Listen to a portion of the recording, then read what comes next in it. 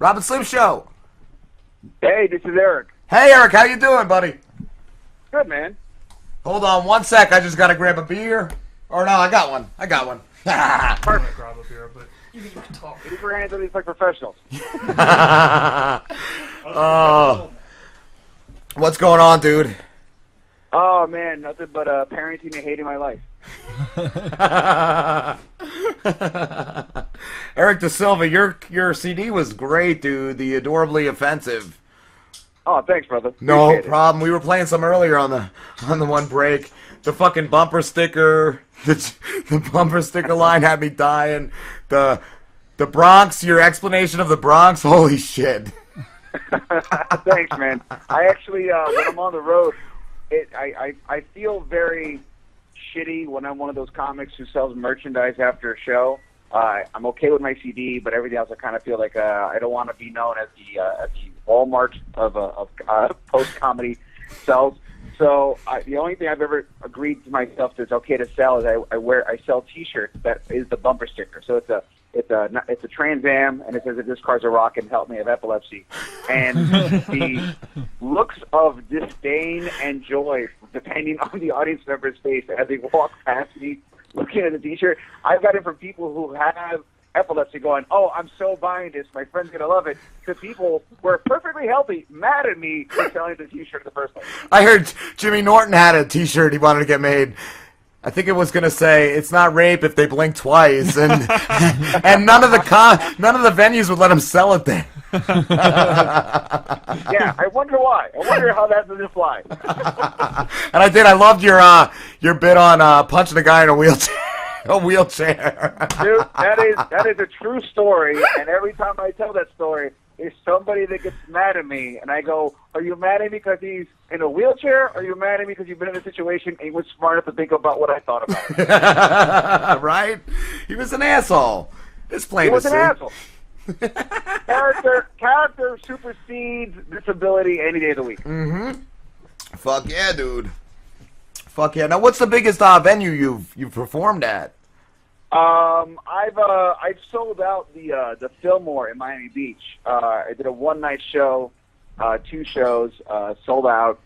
It was I think it's a 150 seater. Wow. So we essentially had 300 people in a night, and it was great, man. It was all cool. It's kind of weird when it's the Fillmore, and it's the place where all these big bands and these big acts. Like, I was just at the South Beach Comedy Festival performing there this year, and it was crazy where the venue where I was performing at is the same venue where Bill Burr and Dave Chappelle and Patton Oswalt were all on the same weekend. Wow. So it's kind of like Nice. surreal things like that. Yeah. So Yeah. that's been the biggest, like, on my name alone, I've been able to do something like that. But I've worked with a couple of guys who, they're doing like 2,000, 5,000 seaters. So, it kind of puts everything in perspective. But yeah, for me, that's it. That's cool though, man. Yeah. Who's the biggest name you've performed with? Let me hear. I worked with Al Jackson, who just got his own 1-hour Comedy Central special that's coming out, which is pretty exciting. For one time when I was starting out doing stand-up, I kind of became known as the post-Police Academy comic, because I got to work with Michael Winslow, Bobcat Goldthwait, and some other dude that was on it, which I don't remember, but it was apparently for 3 weeks back-to-back, I worked with all the Police Academy guys. That's cool. We're doing stand-up. That was kind of a weird situation. Bobcat Goldthwait I worked with a couple times, awesome dude. Yeah, he's funny. Yeah, it kind of gets all a blur when you kind of work with some guys friendly. Sometimes you're kind of like, oh, I kind of know this guy, but yeah, I mean, it's all just grinding, I guess. Have you ever not gotten paid for a gig? I've heard Bob Levy told us that he actually stole merchandise from a place because they wouldn't give him the money for the gig. You know what? I have never been straight up stiffed, but I've been shortened, and every time I've been shortened, I become 16. So I decide to take a massive shit, but I clog up the toilet with rolls of toilet paper, and that's my revenge. For every proportionate $10 or $100 amount you sold, is the amount of shit I'm going to force out of myself, because I always pack a little bit inside just for such an occasion. So if you stiff me, you're going to regret it, because I've eaten all your buffalo wings, and now it's my revenge. I also heard the late Sam Kinison was a monster. I heard he would fucking keep a gun on him in case they tried not paying him for gigs. You know what? I've heard that story. I also know another comic who was this, and this is like in the early 80s. Now, I don't know if this is just the stuff of legends that comics tell one another. Yeah. But there was this one comic who was like in the early 80s. He was like a black comic who, started to come up on the scene. And people always say, Pryor? No, it's not Pryor. But it started coming to the scene. He was in jail in the 70s. He got to stand up and started building up. And he got on this one gig where the owner said, listen, we're a little light, so this is all the money I can give you, but to kind of call ourselves square, this is my chrome-plated Smith & Wesson blah, blah, blah handgun. I'll give you this because it'll cover the hundreds that I'm short. Wow. And the guy goes, wow, so is this gun loaded? He goes, yeah. So he held the guy up. He goes, give me all your fucking money. Oh, my God. And then the guy called the cops. He goes, I needed to get paid. I just wanted to get paid. It's not my fault. He was trying to stiff me. I need to get paid. And they gave me the guns. I thought it was a gift. That was his defense, but they ended up going to jail anyway. Oh, wow. It's amazing. Yeah, never done that before. I never put a gun on a booker. I wanted to make sure it's not me. Never did that. That's just a story which has been passed on as legend. Have you ever had it, like you said you had people pissed off at you? Have they ever approached you after a show? Oh, dude, I've gotten, like, if my memory, because I'm intoxicated a lot of times, if my memory serves me correct, I've been beaten up 12 times after shows. Wow. Yeah, I've seen Jim Jeffries, somebody rushed him on stage and fucking punched him in the face. That happened to me one time. I did my first paid event comic gig. I did a fraternity, which I didn't know was a fraternity. I thought it was a college show. Yeah. So at the time, I had this joke about how I hate fraternity.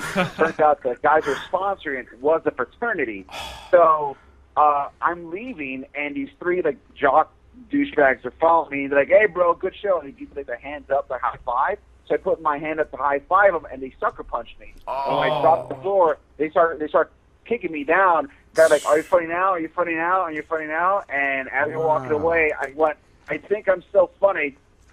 And that was my only revenge, was pulling a fucking Tyler Durden, like going, "You don't know where I've been." Kind of thing. Wow, man! This is what do people expect? You got a comedian. That's what they do. Yeah. Like, I just don't understand. That's it, man. I once was doing a show, and the audience was two biker gangs, and half of the audience that was a biker gang liked me, and the other half of the audience was a biker gang that didn't like me. So this one dude starts to heckle me. I put him down. The half of the audience that likes me tells the other half to shut the fuck up, and a biker brawl begins over me, which made me feel like a pretty girl. I've never had fight over me, but I felt beautiful. I felt beautiful my entire life. Oh, that's fucking amazing, dude. Yeah. I don't understand why people get so offended. You're there to laugh, dude. Like they get so offended. It just strikes a nerve, and that's the thing about comedians, though. You don't intend to offend anybody, but there's always somebody. Well, I kind of do. I really like picking people off. It's not like malicious. I'm like, "You're stupid. You suck." What I like to do is I like to find that one subject matter that we all agreed we shouldn't talk about. Like abortion. And I spend 10 minutes talking about that and proving it's funny if you look at it my way. And it's kind of hard because, especially when you do small conservative towns, they're very much like, you don't talk about God and politics. I'm like, well, we're spending 45 minutes talking about that shit, and both of them are stupid. And I just barreled down on this. And, it's a great feeling when, after the show, there's all these people who are clearly not your demographic, shaking your hand, taking pictures, buying your shit, and telling you, "I didn't think I was going to like you, but God damn it, you're funny." That's cool. Such a payoff. Yeah. I figured it out. I figured out the Matrix. Oh, shit, dude. And you're a father, right? Father of two. My son's going to be 2 next month, and my daughter's going to be 6 in August. Yeah, I got 3 boys. 3, 5, and a 6-year-old. Or a 6 and a 7-year-old. I'm sorry. I can't keep track of it, dude. Oh man, see, you should do what I do. My Christmas present to myself this year that I gave myself last year, it's scheduled, is I'm getting a vasectomy this year. Like I'm paying this out of pocket for myself because I love myself. And I don't know. My kids are like, Daddy, what are you getting? I'm like, not another one of you. It freaks me out though, man. I can't even get, like, if you get, your ball bag or your head caught in your zipper for a second, that freaks me out. I can't imagine a knife down there, bro. Well, first of all, I don't know if you're bragging about your dick size or your clumsiness. That's a very precarious situation to get into. Secondly, listen, we are in the future. They're operating on your brain through a tube and a laser. I kind of trust it with my dick. I'm confident enough that, you know what, and if they took off my testosterone and made me not a dude, that's better, because then I won't spend all the time just being gross all the time. I can just read a book and watch Netflix, and I want to have to jack off because this girl had a thigh boob that I had to pay attention to for like 3 minutes. So. Oh, that's great. Is all you do tour, Eric, or do you have any other projects? I got a couple things. I taped my second album last year, and we're getting ready to release it. It was supposed to release in the spring, but I kind of got this other project that might be releasing this year as well, so they asked me to push it back to the fall. So you guys are kind of getting like a sneak preview. I can't talk about it too much, but there's a thing, and if this thing happens, they want me to release it in the fall, so I kind of did this. And I got two other things that are in development for I guess you could call it TV, but not TV, but kind of TV. So there's a couple things I'm doing, and I got a podcast that I do called Bad Dad's Podcast, and that comes out every 2 weeks. It's me and a fellow comedian friend of mine called John Vargas. We're both comics, and we're both dads. So what we do is we started off interviewing comics who are parents, and now we just got into interviewing parents who are interesting or have peculiar lifestyles or interesting life stories, which makes it way more fucking interesting. You never know what the hell you got to get. Like, we had a guy on the show who's been a fan of the show since, like, episode 2, and he owns a custom action figure company, and he made action figures of me and my co-host. Oh, wow. Awesome. I want an action figure. Yeah. Fuck if you go to our website, or you go to even my Facebook profile, is my action figure in the box. So like that's like I was so before he came on, he's like, hey man, you mind if I bring you guys a gift? I was like, that's awesome. I was thinking like a bottle of wine or like weed, something like that. And he gives me my own action figure with a samurai sword. Like, fuck yeah, I'm a goddamn G.I. Joe. This is awesome. Wow, that fucking rules. And what's your site, Eric? EricDaSilva.com? EricDaSilva.com. EricDaSilva. You can get some clips of me. You can see the links to the podcast. You can check out my tour schedule, all that stuff. If you want to order a CD or buy a T-shirt, that's cool. Action figures are coming. I'm getting a lot of emails like, when am I going to get can I get an action figure? How much is it going to be? They're coming to try and work down a affordable price point. Unfortunately, when most of your fans are degenerates, they don't have a lot of disposable income. So we're trying to figure out exactly what level is okay that doesn't affect your weed budget. What are you drinking, Pete? Oh, I'm drinking a cup of coffee, and then I get a beer here. I was going to say, he's got a Batman mug and a fucking beard. Is it a Boba Fett I got my Boba Fett glass. Too. Nice, I love the Fat Man. Yeah, I never met the Fat Man. Sound like the shittiest alcoholic. Beer and coffee, god damn it. Just pick a side. Either you're a failure or you're going to start your day.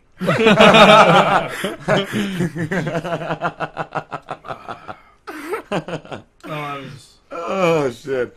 That's great. What's your other CD called? The new CD is called Not a Beautiful Mind. The reason why is when I was working on the first album, I didn't know what I was going to call it. I was playing out a bunch of ideas. And I did this show in L.A., and this lady came up to me after the show, and she's like, when you started talking, I decided I wasn't going to like you. And by the time you finished, I loved you so much. You're, like, adorably offensive. And I was like, that's the title of the fucking CD right there. That's great. Two better words. And for some reason, the first CD I thought was a good variation of what I can do, and then the second I did this thing. I'm very much an acolyte of the school of Carlin and CK and Burr, where I feel like you should produce something very continuously. So after I put out the first album, I made a promise myself that every 1 to 2 years, depending how well my schedule is, I got to put out another hour. That's just something I'm going to do from now on. So after the first album came out, I started working on a new hour, and I just said, fuck it, this album is going to be, I kind of started thinking of it like bands. Like every band's second album is a little bit experimental. So I just said, how dark can I go before people stop liking me? Nice. So I decided, let me just take them on a journey of like, how far can I push the line before the line is broken, and then reel them back in at the last minute. So the second album is called Not a Beautiful Mind. Nice. That's how I feel about life. I just want to keep crossing the line. Just keep. There you go. It starts off with me rationalizing why bartenders are the best friends in the world, because they make you interesting drinks. And it ends with me convincing the audience that suicide is a good idea most of the time. Fuck yeah. I wish somebody told that to Slim years ago. Oh, right. No, I don't. I wish somebody told that to some of our haters. Yeah. I tried. I made a meme the other day, and they're threatening to sue me over that. Fuck. We got Canadians. The best part is, like at the 50-minute mark, I give the audience the option. I go, listen, I got to start closing soon, so what do you guys want me to close on? Like a choose-your-own-adventure book. You want me to close on love and suicide. And to turn, 100, 200, 250 people on their head and make them all agree they want to hear me talk about suicide for the last 10 minutes is the most rewarding feeling. It's better than having kids. Like, I told my newborn, I'm like, I've made life. Convincing people that suicide is more interesting than love is so much better.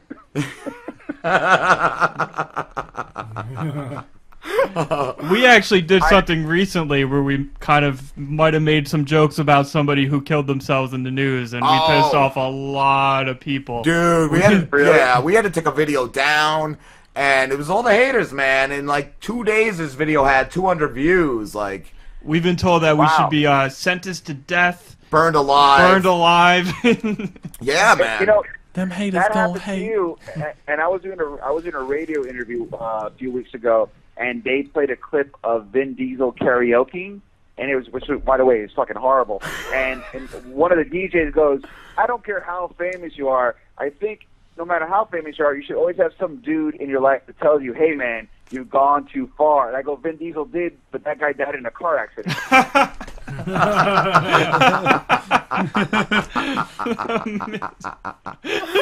my god. It's hilarious. Oh, that's great, dude. So I'm okay. And it's the same interview where they're asking me, they're asking like, were you really serious about, in love and suicide? And I said, suicide to me is like going to France. I'm not going to do it tomorrow, but in 20 years, maybe. I got to see how my life is at that point. Oh, shit. All right, Eric, I think we're going to wrap this up, dude. And where can everybody find you again? Yeah, you can check me out at ericdasilva.com, EricDasilva. On Twitter at @DaSilvaComic. You can check out my podcast, BadDadsPodcast.com. And check me out. If you are, your account is not in my schedule, please email me or email your club and ask them to contact me, and I'll hopefully show up soon. Awesome, dude. All right, take care, man. Guys, thank you so much for everything. I really appreciate it. Thanks for coming Thank on, you. dude. Actually, you guys are awesome. Look forward to having you guys again. Thank you. You too. All right. Later, bro.